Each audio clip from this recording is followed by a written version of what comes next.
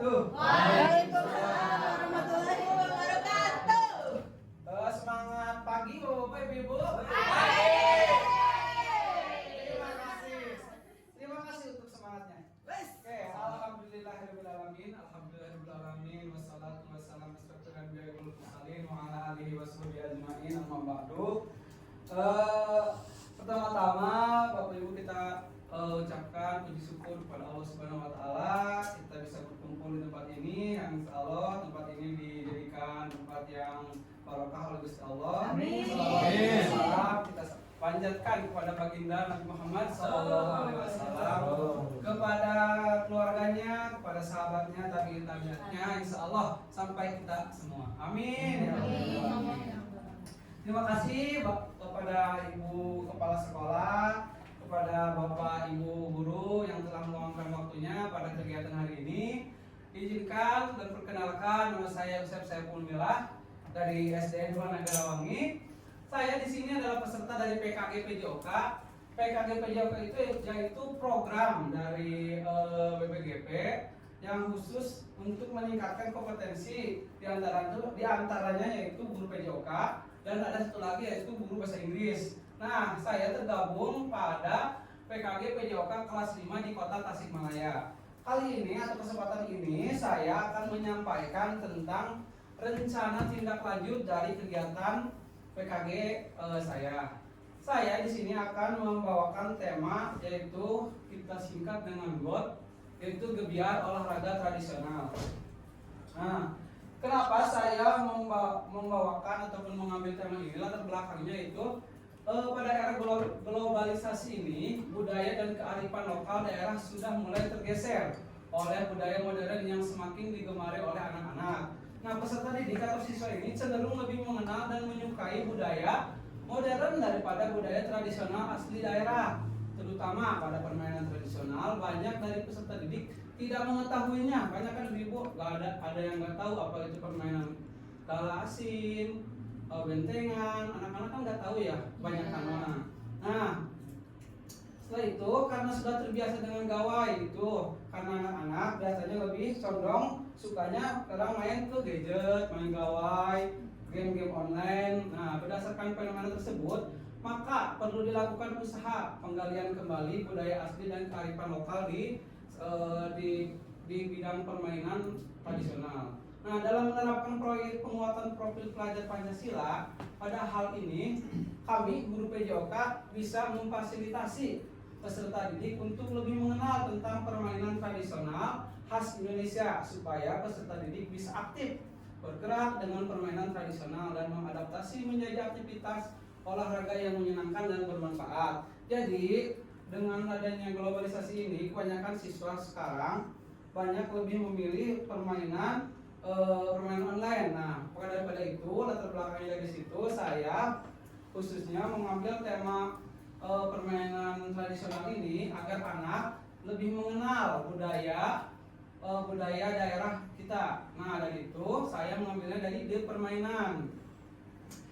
Maka daripada itu tujuannya dari program ini yang pertama mengenalkan kepada peserta didik tentang permainan tradisional. Permainan tradisional itu kan ada beberapa. Nah, di sini saya akan membawakan ataupun memprogramkan dua saja. Yang pertama gala asin dan yang kedua yaitu bentengan. Yang kedua tujuannya itu meningkatkan aktivitas fisik dan kesehatan siswa melalui permainan tadi, permainan tradisional. Yang ketiga, mengembangkan keterampilan sosial seperti kerjasama, komunikasi, dan sportivitas. Yang terakhir, memperkuat rasa kebersamaan dan kekompakan antar siswa. Nah, di sini ada beberapa capaian, langkah, dan juga hasil yang diharapkan. Capaian yang diharapkannya itu pemahaman tentang keanekaragaman olahraga tradisional yang menarik dan menyenangkan di Nusantara. Langkah-langkahnya seperti apa? Langkah-langkah yang kita coba ataupun saya coba ambil yaitu mengadakan kegiatan pengenalan macam-macam olahraga tradisional yang ada di Nusantara. Apabila di kurikulum sebelumnya yaitu kurikulum 2013 di pelajaran PJOK kelas 4 khususnya ada pelajaran khusus permainan tradisional. Nah, sedangkan di kurikulum yang sekarang materi tersebut mulai dihilangkan ataupun nggak ada. Nah, daripada itu saya mencoba untuk mengenalkan kembali nih olahraga tuh ternyata bukan hanya tentang sepak bola, bola voli, kasih dan sebagainya. Ternyata masih ada olahraga permainan tradisional yang sudah mulai dilupakan dan tidak lagi jadi pilihan utama anak-anak selama berolahraga. Minimal kan kalau misalkan permainan tradisional bisa dilakukan di lingkungan tinggal mereka masing-masing, tidak perlu alat yang mahal, bisa juga alat yang dimodifikasi. Nah, hasilnya nanti dari ini yaitu siswa lebih mencintai budaya Indonesia dan permainan tradisional yang khas Indonesia. Yang berikutnya, yang kedua, capaian yang diharapkan yang kedua itu pemahaman peraturan permainan galah asin dan bentengan. Yang tadinya anak gak tahu apa sih permainan galah asin dan juga bentengan. Nah, diharapkan setelah adanya program ini anak-anak lebih tahu. Ternyata di lapang itu ada lapang ada lapang yang udah disediakan oleh sekolah untuk permainan galah asin, sedangkan oleh anak-anak tidak pernah digunakan karena memang anak-anak ini minat untuk melakukan permainan tradisional itu masih kurang, padahal kan cukup luas ya, lapangannya cukup luas untuk main bentengan, terus lagi lapangannya udah ada, garis-garisnya udah ada untuk permainan galah asin. Anak-anak juga masih gak ngerti antara galah asin, gobak sodor, padahal gobak sodor dan galah asin itu masih sama-sama aja. Itu hanyalah perbedaan penyebutan tiap daerah. Galah asin itu permainan dari daerah Jawa Tengah dan juga Jogja biasanya. Kalau bentengan ada dua versi, ada yang menyebutkan dari Betawi, ada juga yang menyebutkan dari Banten. Kedua-duanya ini adalah permainan tradisional khas dari Indonesia.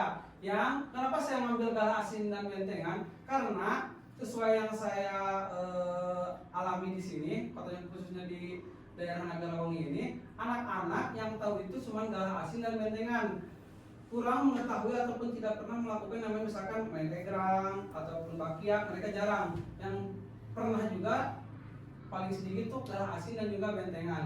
Nah, untuk mencapai itu langkah-langkahnya yang pertama melakukan pembelajaran, pelatihan dan pemaparan tentang bagaimana peraturan dari galah asin dan bentengan. Nah, melakukan pembelajaran ini jujur saja untuk semester sekarang ataupun untuk kurikulum yang sekarang, pembelajaran untuk permainan tradisional ini sudah mulai berkurang ataupun dihilangkan.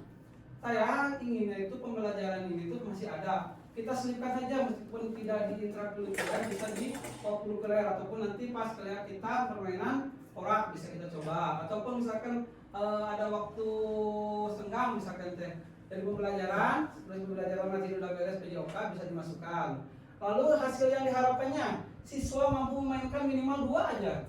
Yang pertama dalam program ini 2 aja, permainan tradisional dengan benar, yaitu permainan galah asin dan bentengan.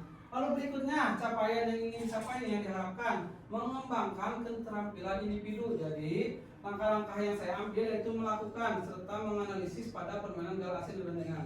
Nah, yang dimaksud dengan pengembangan keterampilan individu ini, apabila anak-anak sudah melakukan permainan ataupun sudah melihat permainan galah asin, oh galah asin itu seperti ini, bentengan itu seperti ini, mereka akan menganalisis dan juga mencari cara agar bagaimana bisa bekerja sama untuk memenangkan permainan tersebut. Nah, hasil yang diharapkan ini perkembangan keterampilan gerak siswa yang meningkat. Berikutnya capaian diharapkan menunjukkan sikap sportivitas dan bekerja sama.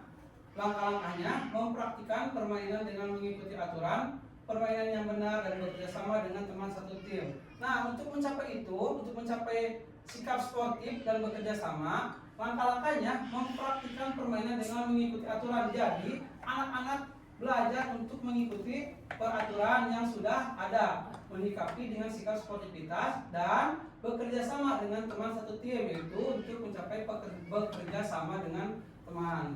Hasilnya nanti diharapkan terbentuknya rasa saling menghargai antar manusia, menghargai gurunya, menghargai temannya, menghargai lawannya. Itu hasil yang diharapkan. Lalu berikutnya capaian yang berikutnya yang terakhir menunjukkan sikap kepemimpinan dan bertanggung jawab. Langkah-langkahnya menerima kemenangan dan kekalahan dengan lapang dada. Dapat menerima mau menang mau kalah, anak yang penting gerak, anak yang penting happy, anak yang penting tidak mageran, dikit-dikit malas, dikit-dikit panas. Kami di guru olahraga biasanya menggunakan berbagai cara agar anak tidak banyak alasan dalam hal bergerak. Alhamdulillah dalam permainan olahraga, anak-anak sebelum kita mulai saja anak udah lagi, Pak nanti main apa? Pak nanti kita olahraga apa? Nah, kebanyakan anak-anak minatnya itu olahraga yang sesuai dengan dia mau, tapi tidak mau berkembang ataupun tidak mau belajar permainan yang belum mereka ketahui. Nah, maka dari itu kami sebagai guru olahraga mengusahakan mengenalkan dulu, minimalnya sih mengenalkan dulu lah. Ini permainan tradisional galah asin. Ternyata kalian pernah lihat nih di TV, pernah kalian lihat orang-orang misalkan di YouTube atau apa untuk permainan tradisionalnya. Nah, ini namanya itu galah asin, ini bentengan. Diharapkan anak-anak mulai terangsang, oh ternyata permainan tradisional juga menyenangkan. Berikutnya ada struktur program dan mitra dalam Kombel. Nah, program ini termasuk pada kegiatan kokurikuler, yaitu yang dimana sebagai penguat pada materi intrakurikuler. Dulu kan intrakurikuler semester pada kurikulum sebelumnya di intrakurikuler itu ada tentang permainan tradisional, tapi sekarang udah mulai ditinggalkan. Insya Allah kita mulai gali lagi, kita fasilitasi anak-anak untuk mengenal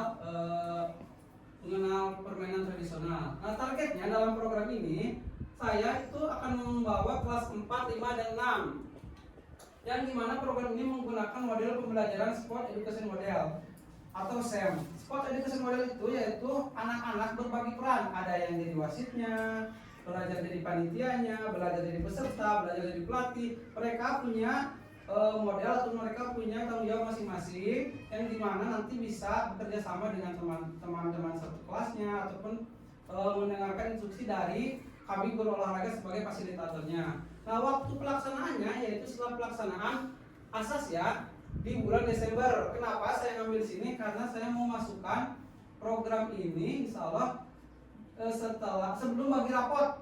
Jadi semuanya sudah beres, kita masukkan di acara porak misalkan deh.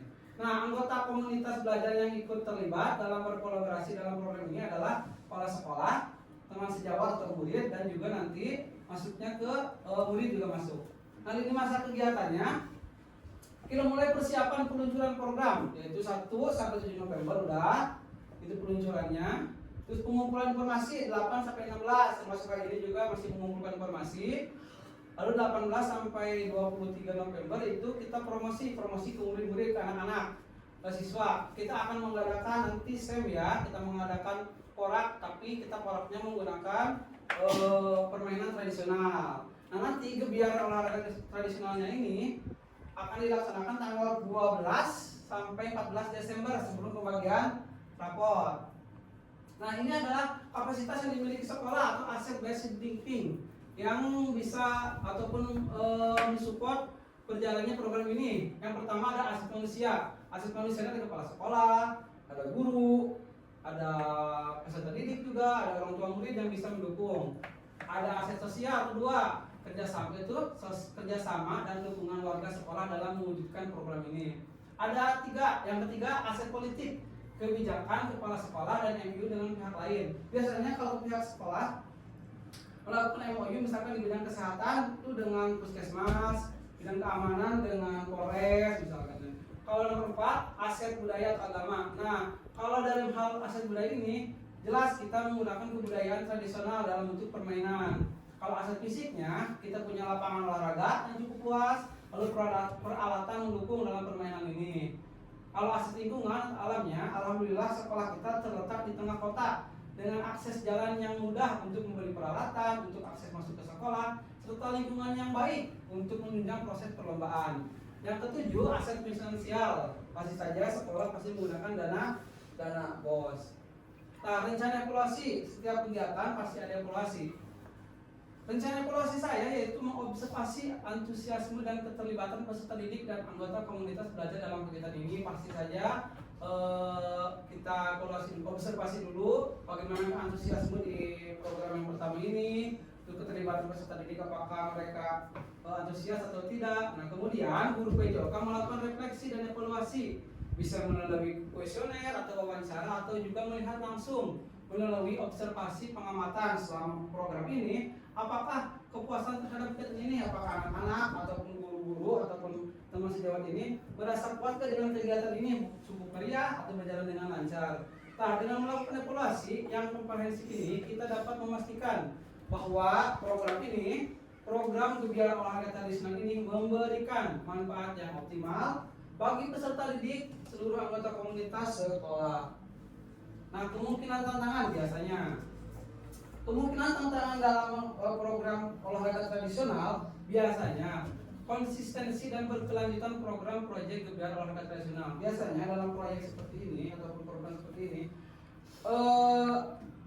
konsistensi dan berkelanjutannya itu kadang-kadang masih kurang. Misalkan hari ini ada, tahun besok belum tentu ada. Nah, diusahakan nanti kita cari solusinya. Yang kedua, keterlibatan warga sekolah, misalkan kepala sekolah, guru, murid, dan orang tua yang masih belum semuanya terlibat aktif. Ada saja ya, misalkan murid-murid yang masih belum minat, belum antusias, masih nonton saja, itu termasuk tantangannya kita. Yang kedua, cuaca yang memasuki musim hujan. Ada kalanya kita kali ini nanti bulan Desember masuk ke musim hujan. Takut-takutnya pas lomba, pas kita udah gebiar mulai, tapi masuk hujan, itu termasuk tantangan. Nah, rencana solusi yang untuk yang atas bisa melakukan sosialisasi dulu dan edukasi berkelanjutan terkait gebiar, program gebiar olahraga kepada semua warga sekolah bermanfaat pagi untuk siswa. Oke, mungkin sekian pemaparan dari saya. Barangkali Bapak Ibu ada yang mau menambahkan ataupun ada yang mau ditanyakan, silahkan.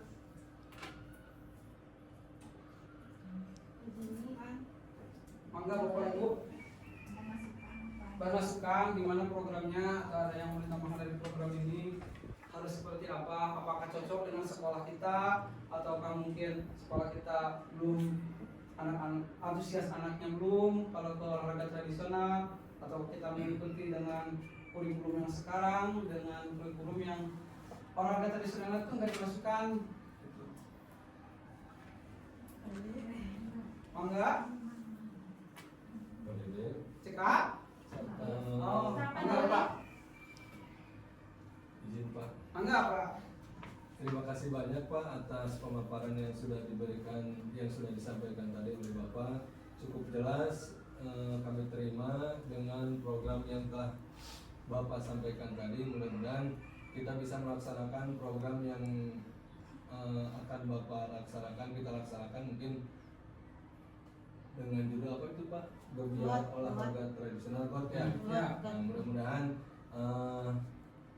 ada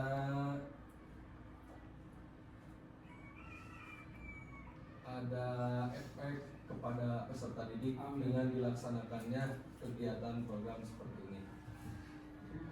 Mungkin hanya itu yang bisa saya sampaikan, apresiasi yang setinggi-tingginya. Terima kasih. Oke, terima kasih Pak. Mudah-mudahan program ini berjalan lancar. Nanti murid-muridnya antusias, keterlibatan murid juga banyak, murid-murid mulai mengenal dan juga melestarikan budaya kita. Mungkin sekian presentasi dari saya. Terima kasih. Assalamualaikum warahmatullahi wabarakatuh. Waalaikumsalam.